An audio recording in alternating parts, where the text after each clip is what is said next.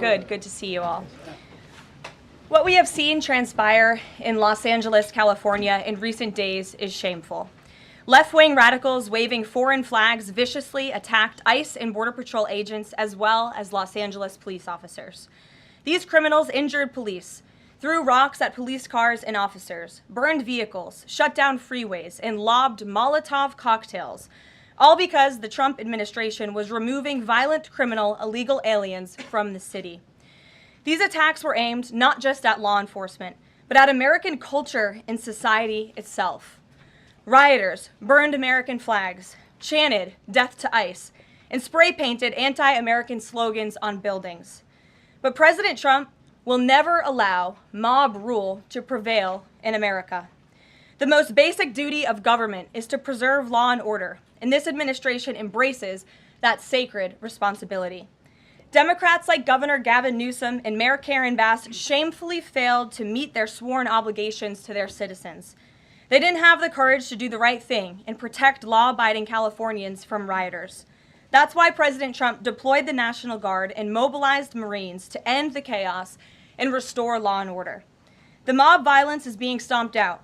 The criminals responsible will be swiftly brought to justice, and the Trump administration's operations to arrest illegal aliens are continuing unabated. When the initial immigration enforcement actions took place on June 6th, Mayor Bass took to social media to say she was deeply angered by what has taken place. Mayor Bass then embarked on one of the most outrageous campaign of lies this country has ever seen from an elected official, blaming President Trump and brave law enforcement officers for the violence. She accused heroic American immigration and customs enforcement officers targeting illegal alien murderers, rapists, and pedophiles of, quote, sowing terror in communities and disrupting basic principles of safety in our city.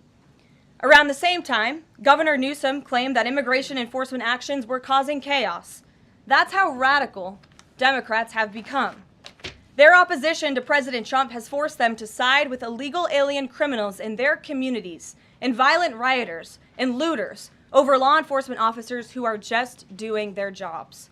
Mayor Bass and Governor Newsom fanned the flames and demonized our brave ICE officers.